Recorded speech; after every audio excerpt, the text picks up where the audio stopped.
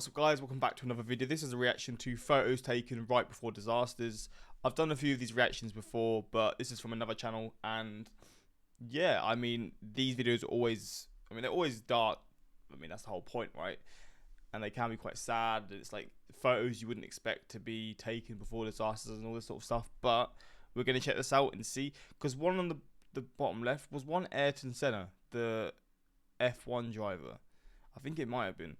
Fun fact about him, he used to live in this city that I'm from, and I'm just from a little random city in my country. It's not even like a prominent city. So, I mean, if it is him, yeah, that's just wild. When I found that out, I was like, wait, what? He used to live in this small-ass city, but no one probably cares. But anyway, we're going to check this out and see. Hopefully going to enjoy. Links are in the description to my Patreon, where you can see reactions that I can't post to YouTube, but let's see some of these photos taken before disaster. Back to another video. My name is Tuv, and today we're going to be talking about photos that were taken before disasters. Before we do get into that, I do want to say, how are you guys? I hope life's been treating you good. I hope February 14th was eventful to some degree, and I do want to remind you guys that we're very close to 2 million subscribers. If you are a new viewer, I'll let you know that you don't have to subscribe. I'll earn your subscription by the end of this video. I do, however, want to say that today's video is on the more serious side. I know all the videos on the channel are morbid, but some are more serious than others, and this video is one of those. With that being said, let's get straight to the topic. Sometimes my videos get age restricted and demonetized, so I do want to score the bag. Let's just see. Opera. It's a browser. Has he got a little discount thing? It is that simple. You can Control C to copy and paste somewhere else, or you can save it right to your PC. Housing, make sure to download. There you go. Links in the description. If you're interested in getting that, you'll probably get a discount or whatever. Links are in the description to this video, where you can find the description to that. Using my link, which can be found down in the description below. And thanks again to Opera for sponsoring this video. Garrett Mills' last photo. I'm angry. I feel like Garrett was let down. I feel like we've been let down. We feel like something near and dear and precious to us has been ripped out of our hearts. Those were the words of a distraught Dave Mills speaking to the press after losing his son, 15-year-old Garrett Mills, to a rather pointless accident. Garrett Mills died on May 12, 2017 at King Street Park in Napanee, Ontario, Canada, shortly after leaving school while hanging out with both his girlfriend and best friend. Just about 10 minutes before his death, these photos had been taken, and they quite accurately captured the mood that he was in. In the first photo, you can make out, though faintly, that behind his ear, he had tucked in a flower, a dandelion to be more specific. Then the second photo has him flexing his muscles for the camera. In both photos, he's smiling. This is actually confirmed by what was reported. According to this article, Garrett's girlfriend had told his dad that Garrett had said that was the, quote, best day of his life. It also helps, but is rather saddening to know, that the trio had been hanging out at King Street Park to kill time ahead of Garrett's first ever official date with his girlfriend, which would have been at the movies later that evening. So, what happened to Garrett 10 minutes after these photos were taken? Well, a goalpost fell on him, killing him instantly. Apparently, he had been showing off a little bit. A goalpost? Oh my days, that is horrible. For his girlfriend, and started doing chin-ups on the soccer crossbar. Unfortunately, the whole thing tipped over and hit him on the head. As his dad put it, it just simply tipped over on him, and the crossbar struck him on the left side of his head, killing him instantly. He also added that based on the coroner's report, his death was instantaneous. Some other specific details that emerged included the fact that the goalpost was a bit of an older model, which meant most of the weight was at the top. We're talking 180 to 200 pounds. Also, it wasn't anchored down. The father phrased it as, quote, needless and not needing to have happened. He also went on to say that based on his knowledge of the park, he had no idea it carried such a risk. His exact words being that he never thought, quote, this harmless park had the potential to take somebody's life, end quote. And that goalpost was immediately replaced with this one, which is anchored down. That, however, didn't stop. Jeez, that is horrible, man. That is actually just so depressing. That poor kid, man. Garrett's dad from committing to getting justice. While saying he wasn't out to get blood, he explained that he for sure knew someone dropped the ball and he was gonna find out who, quote unquote, whether it was budget, whether it was just neglect or forgetfulness. I would say that this is a very understandable course of action, given that in the past, other parents have done so and succeeded in not only getting justice, but helping prevent this to happening to other people. I'm specifically referring to a case in 2003 where a 184-pound goalpost, in the same manner as this one, fell on 6-year-old Zachary Tran, prompting his parents to push for an Illinois law to remedy the situation. The push resulted in Zach's Law, which basically required all goalposts in Illinois to be impossible to trip, whether anchored or movable. All that being said though, it remains quite unnerving knowing that just 10 minutes after these pictures were taken, Garrett would pass on. That is horrible, man. That is horrible. Flight 17. In July of 2014, a Malaysia Airlines Boeing 777 plane, specifically Flight 17, in an evidently very tragic event, got shot down by a Russian-made surface-to-air missile while on its scheduled path. An 11.5-hour flight Classic from Amsterdam Russia. to Kuala Shooting Lumpur, down. Malaysia. How many times do they shoot down things? God damn. The accident caused quite a stir as it bordered on being, or maybe was, a politically motivated attack, with Russia being accused but refusing any responsibility. As recently as last year, the investigations were still ongoing with allegations of possible involvement by Putin. Now, there's a whole lot to say about that situation, but let's just focus on this photo here. This photo was actually taken shortly after boarding by a father, and as you might guess, it's of his wife and daughter. Apparently, Dave Hawley, the father, and his wife Kim Hawley were on that flight headed to their dream holiday in Malaysia together with their 4-year-old daughter, Megan. Unknown to Dave, this would be the last photo he'd ever take, and it would be a photo that their families would use to comfort themselves, telling themselves that, well, at least they were all together and happy. Monique, the sister, talking to CNN, said, "We were looking at them and yeah, it was a happy moment for them." I should just add here that the entire report by CNN, though short, is rather gut-wrenching and really shows the weight of losing an entire family to such an unexpected tragedy. You can only feel empathy when seeing Kim's dad break down as he explains who he blamed for his loss. Do you blame anyone for what's happened? Yes, the man who hits the button to start the racket to blow up the aeroplane. If I get him, I could kill him.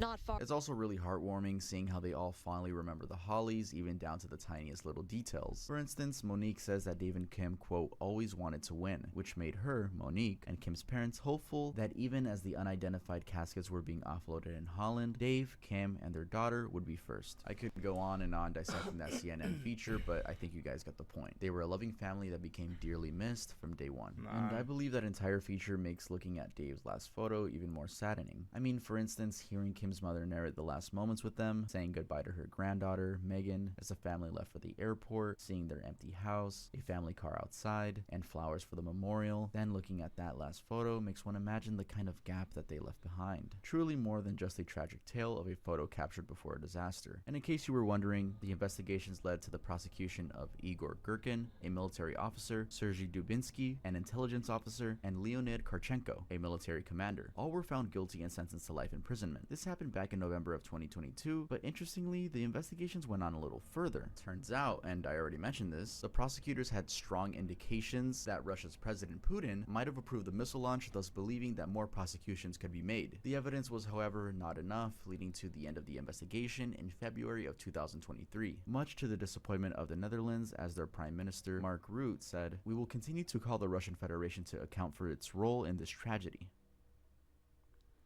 That is so sad. Pat man. Tillman's last photo. Next up is the incredibly sad case of Pat Tillman, whose death at the prime age of 27 would go on to unearth a rather complex web of alleged lies, cover-ups, and Look, he is the strongest. He got the strongest jawline. This guy could have played like Captain America, bro. This is the strongest jawline I've ever seen, man.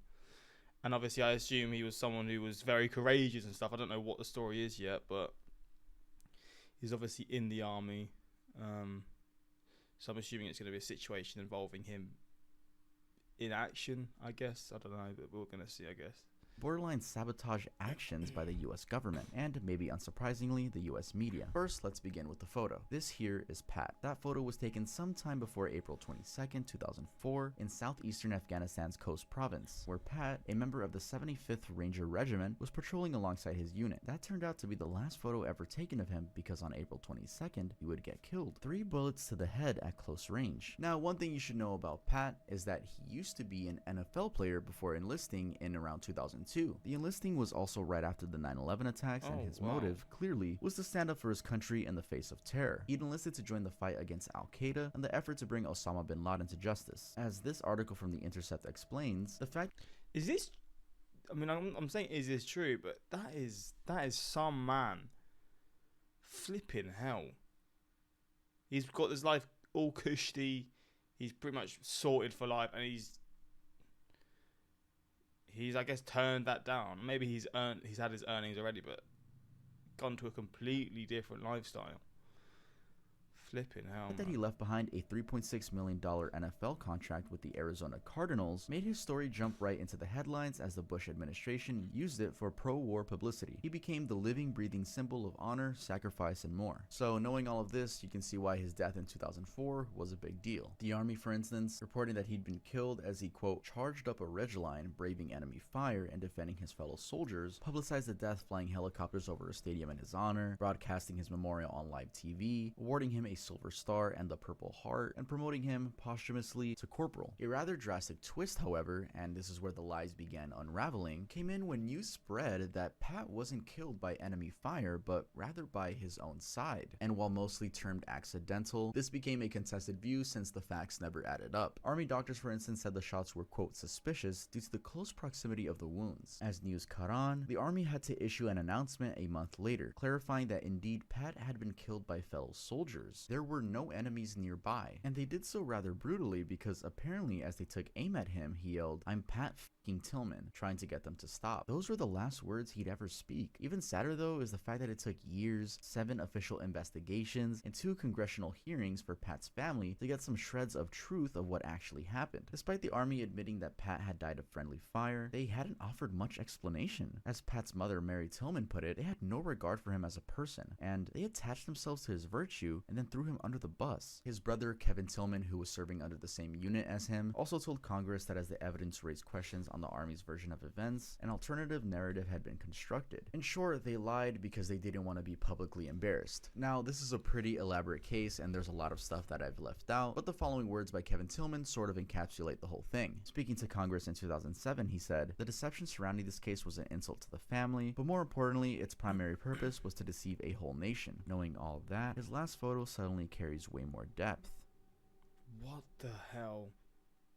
Ayrton Senna. That's just... It is Ayrton Senna. That's just dark, man. The fact that they're trying to hide these things, again, maybe it's understandable because this guy is famous and they know this news is going to break out and it's going to be even bigger, but you don't hide stuff like that. Like, Jesus, man. His last photo. One of the most respected names in F1 from the 90s all the way to now is Ayrton Senna. This is his last photo, taken moments before he got into a fatal crash. I'll come back to the crash, but first, why? Why is he one of the most respected names in F1? Well, while researching this, I found some F1 fans on Reddit claiming that even though the current heavyweights of the sport, talking about Lewis and Schumacher, have endless titles to their names, Senna still retains a legacy of being the best F1 driver ever for his incomparable skills. Now, since these could be mere claims, I dug a little and found that it seems to be a very popular opinion. For instance, it turns out that Senna had a reputation for, quote, ruthless and risky maneuvers on the Grand Prix circuit. This means that even among the fastest, and you can already tell F1 drivers go pretty fast, he was still noticeably faster. Anyway, that kind of driving saw him quickly climb the ranks, soon becoming a professional driver with 41 Grand Prix titles and 3 Circuit World Championships to his name. He won 3 Formula 1 Drivers' Championships in 1988, 1990, and 91. Also, having hailed from Sao Paulo, Brazil, his mere presence in F1 meant he had set a bunch of other records. For example, he was one of 3 Formula 1 drivers from Brazil to have won the World Championship at the time. Now, going back to how fast he was, clear evidence of that is the fact that for about 17 years, from 1989 to 2006, no other driver broke his record for the most pole positions. A pole position, in case you didn't know, simply means the most advantageous starting point during a race. It's earned by the driver who sets the fastest speed during the qualifying trials, which happens before race day. So yeah, pretty fast. And unfortunately, it was this strength and speed that turned out to be Senna's weakness. How so? Well, on May 1st, Wait, is there footage of his crash? I didn't know this. 1994, during the San Marino Grand I Prix mean, obviously there was a race, but I didn't know there was footage on, like, it was like that accessible. held at the Autodromo Enzo Edino Ferrari in Italy. While leading the race, Senna fatally crashed into a concrete barrier, with the incident being partially blamed on speed. This happened during the 7th lap when, during a corner named the Tamburello, his car left the racing line, ran in a straight path away from the track, and hit an unprotected concrete barrier. Data recovered from the wreckage revealed that Senna had been doing a staggering 192 miles per hour, that's 309 kilometers per hour for my non-US viewers, just before the corner. He had then braked hard, shifting down twice to get slower right before hitting the wall at 131 miles per hour, that's 211 kilometers per hour. The impact tore off the right front wheel and the nose cone as the car spun to a halt. Unfortunately, that wheel tore off and had bounced on the cockpit, hitting the front of his helmet, violently shoving him against the headrest, which had already been bent forward by the wall's impact. Whoa. Senna not only suffered fractures to his skull, but also had head trauma as part of the suspension and upright assembly had penetrated his helmet. And although the medical professionals got to him while he was still alive, the head of the on-track medical team, Sid Watkins, said, "We lifted him from the cockpit and laid him on the ground. As we did, he sighed, and although I'm not religious, I felt his spirit depart at that moment." Later, investigations were done, and an Italian court blamed the accident on a, quote, hastily adapted steering column. This undeniably tragic event did lead to some positive changes, as it saw a revision of F1 rules about speed, runoff areas, track layouts, crash tests, and more, all to promote driver safety. Now, just like in all the previous cases, knowing all that, looking at Senna's last photo creates a much deeper empathy. Damn, man.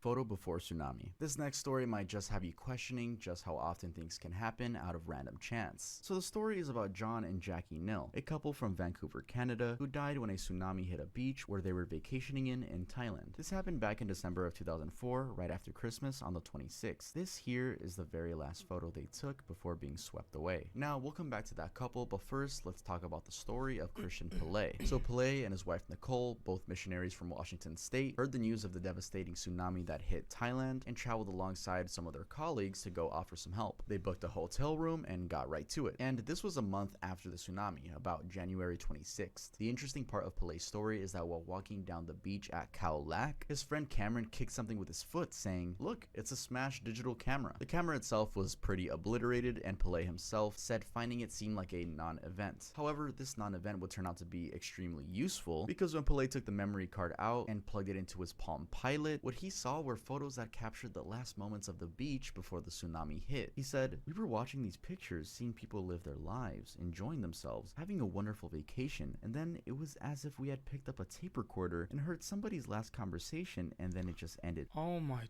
days, bro. This person's just standing right in front of it. God damn. Suddenly, unknown to him, it was John and Jackie Nill's final moments captured on camera. So how did the camera end up at the beach? Well, going back to the couple, it turns out that they had visited Thailand several times before, enough to consider it their second home. On that specific vacation when the tsunami hit, they had been there a while, enjoying themselves as usual, and everything had been fine. They even called their children on December 25th to wish them a Merry Christmas, and the next day, the 26th, they woke up early to go to the beach to capture the beautiful moments and brought along their digital camera. While at the beach, they spotted a large wave from a distance and, unaware of the impending danger, began taking photos of it. I believe these were the photos that Pillay described as hearing someone's last conversation. Here are some of those photos. You can easily make out that the wave can be seen in the far horizon in the first photo, and it builds with each photo to a very close-up range in the last one. They must have been swept off right after. Now the couple's children, Patrick, David, and Christian, after seeing the news of the disaster and failing to get in contact with their parents, had John Nill's brother-in-law travel to Thailand in search for their bodies. He succeeded, as on December 31st, 2004, John's body was found, and later on January 13th, 2005, Jackie's body was also found. It's not clear what happened after, but undoubtedly, no one would have known the couple's last moments had Pillay not only randomly found the camera, but also made an effort to reach out to the family and share the photos with them. Patrick, one of the couple's sons, while admitting that it was hard to look at the pictures, said he was glad they had them, as he could then sleep better at night. He added that the pictures helped him imagine that there was nothing his parents could do to avoid the tsunami, and that maybe they chose to, quote, sit there at a place they loved. Dar Patel's last photo. On Sunday, September 21st, 2014, Dar Patel, a Rutgers University student, and 4 of his university friends decided to go hiking at the Upshawa Preserve in West Milford, New Jersey. Carrying granola bars and water, this would have been a perfectly normal hike if it wasn't for one bear that was stalking them. Oh, bear flipping out. These stories are just nightmarish material, man. Yes, a black bear stalked the group, killing one of them, that being Darsh Patel, and mauled him to death. Darsh was only 22 years old. Interestingly, or rather bizarrely, the attack, which authorities called highly unusual, happened just before Patel took this photo of the 300-pound black bear from about 100 feet or 30 meters away. Look at the size of that thing. Look at that, man. Oh god, it's just making me cringe, the idea of being face to face with a bear like this. God damn it. Actually, he took a total of 5 photos, with the bear seeming to get closer with each shot. It was after the pictures were taken that the bear truly came after them, with the chase beginning when it had already gotten too close, just 15 feet away. Maybe they ran in different directions, with the bear just coincidentally aiming for Patel. The police statement issued by Timothy Storbeck, the town's chief of police, actually confirms this, as in full it reads, "The group of 5 hikers encountered a black bear in the woods that began to follow them. They became frightened and attempted to flee the area. During the confusion, the group became separated as they ran in different locations. When they later regrouped, they discovered Patel was missing and immediately called the police. A search immediately ensued, and it wasn't until 2 hours later that Patel's body was found. He had sustained several bites and claw marks. Even his phone, which had the last photos that he took, had been gouged by the bear as it had fang marks. The search team, which included West Milford Police and the Environmental Protection Department, also found the bear nearby and, studying for a bit, reported that strangely it didn't seem interested in food and exhibited, quote, stalking type of behavior. It was also weird that the bear stayed about 30 yards from where Patel's body lay, just circling, and wouldn't leave until the officers scared it away. The police then decided to euthanize it, or more like shoot it down. A necropsy, which is basically an autopsy for animals, was then performed, and it was revealed that the bear had ingested human tissue, clothing, blood, and had blood on its paws. Now, while Patel's death was the first death to ever be attributed to a bear in New Jersey, this wasn't the first time that that specific bear had been sighted. Turns out that it had been seen by locals just hours before, looking for food. Experts confirmed that it wasn't uncommon to spot black bears in New Jersey. Bob Considine, the spokesman for the Department of Environmental Protection, for instance, said, "Bear sightings are not unusual by any stretch in New Jersey, and more often than not, these bears pose no threat to humans as they retreat when confronted." Maybe that's what Patel and his friends thought, that they could possibly scare it away, only that this specific bear was different, as authorities put it, due to its stalking and predatory behavior. It was also confirmed that Patel and his friends had not provoked the bear at all, only maybe attracting its attention by taking a few nature shots. And because I know this might cross your mind, let me add that commenting on the story, Lawrence Hajna, an expert, advised that when encountering a bear, quote, remain calm and do not run. Make sure the bear has an escape route, avoid direct eye contact, back up slowly, and speak with a low but assertive voice. Interestingly though, right after that advice, Lawrence added, "It's easier said than done." Yeah. Damn straight.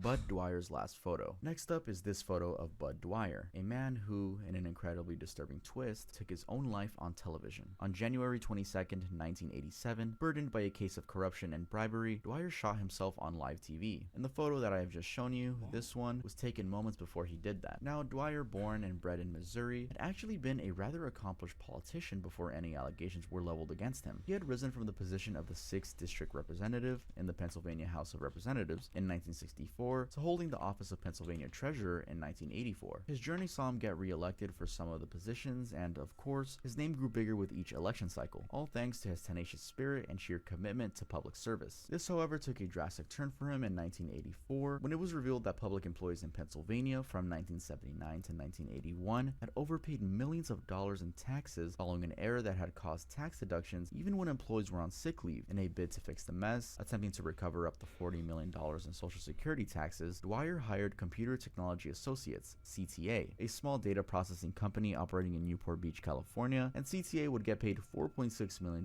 for the work. It was fishy though that such a big contract went to a firm with 3 full-time employees, and the competitive bidding process wasn't done. That, however, became the least of Dwyer's worries, because about 2 months later, on July 11th, he learned the FBI was looking into CTA for having bribed other public officials in Pittsburgh and Allegheny County to get similar contracts. He rescinded the CTA contract, but it was too late. It turns out that his political opponent, General Al Benedict, who had been eyeing the treasurer position, had obtained a sworn statement from Janice R. Kincaid, a former vice president at CTA, that implicated Dwyer. That meant rescinding the contract would do nothing to save him. The statement, widely circulated by Benedict, claimed that Dwyer received a kickback of $300,000 from CTA for the irregularly awarded contract. That's about $885,000 in today's money. Now, political smearing or not, these allegations were really damning to Dwyer's career. It also didn't help that his opponent, General Al Benedict, had gone to great lengths to find information that would make him look bad. For example, the same statement also read that Mrs. Kincaid had been asked by CTA, her employer, to do, quote, anything she needed to make any of their customers happy. That was taken to strongly indicate, at least according to her, a request to offer sexual favors to clients. Now, these allegations had been quite extensive, involving others beyond Dwyer, with a CTA employee even alleging that her boss had a secret Swiss bank account holding $400,000. All the factors considered, it was estimated that it would at least take several months to fully investigate, and interestingly, as the investigations ensued, Dwyer termed the whole thing as a nightmare that just won't go away. He would then go on to try to frustrate the investigations, but the court eventually charged him with 11 counts of conspiracy, mail fraud, perjury, and interstate transportation in aid of racketeering. He faced 55 years in prison. Feeling cornered, he called for a press conference at the Pennsylvania State Capitol building in Harrisburg on January 22, 1987, and as reported by the New York Times, red-faced and sweating, Mr. Dwyer drew a .357 Magnum revolver from a manila envelope, and before anyone got to him, he put the barrel of the pistol in his mouth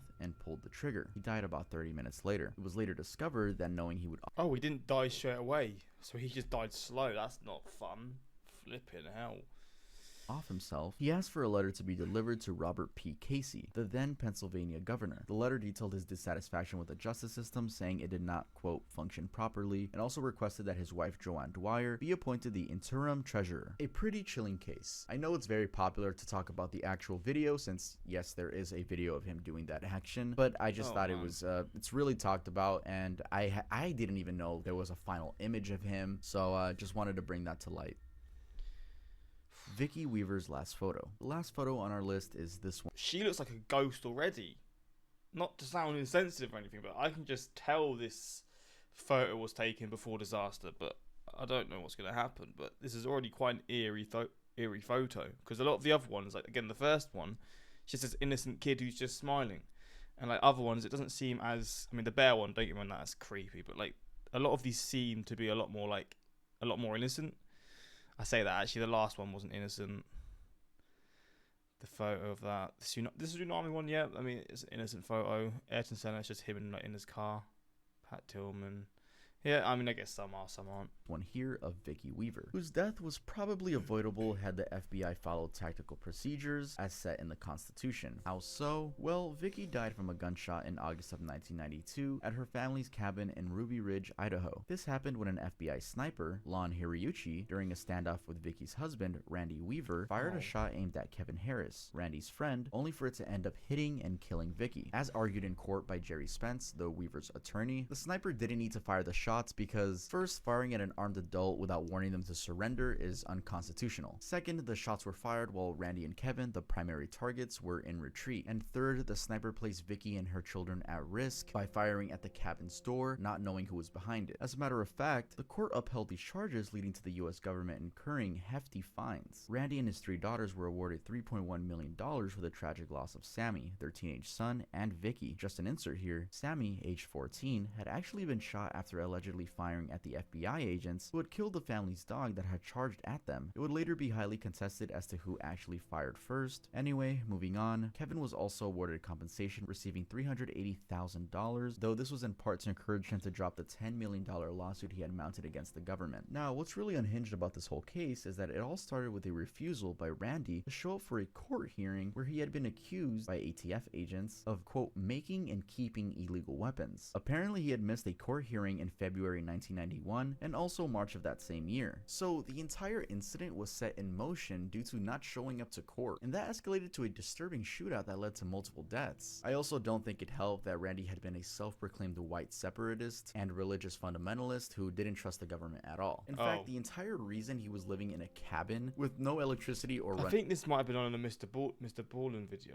because this does sound somewhat familiar. And the guy looks familiar as well. I've not said it. Oh, God. Got a minute to finish this video. Got a delivery. I don't even know what I was saying.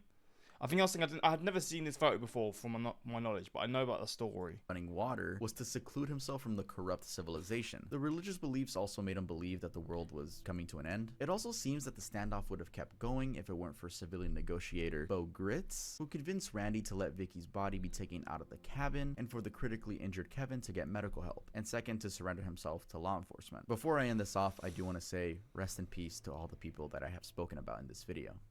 God, this was dark, man. I mean, of course it is. It's the whole point of these videos, but man, that first one is so sad. The fact that he died so soon before his first day is so depressing. Rip Garrett. I remember the day after he died from the same hometown. All soccer posts around town were closed off. An award was made in his name at high school graduation.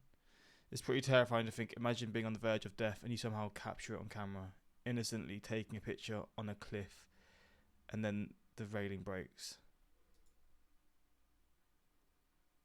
Oh, man. For Bud Dwyer, it should be mentioned that he was also found innocent sometime later, which is the saddest part about it. Damn. Flipping out. Well, there we go, man. Let me know your thoughts on these, and that's pretty much it. Until next time, subscribe. Peace.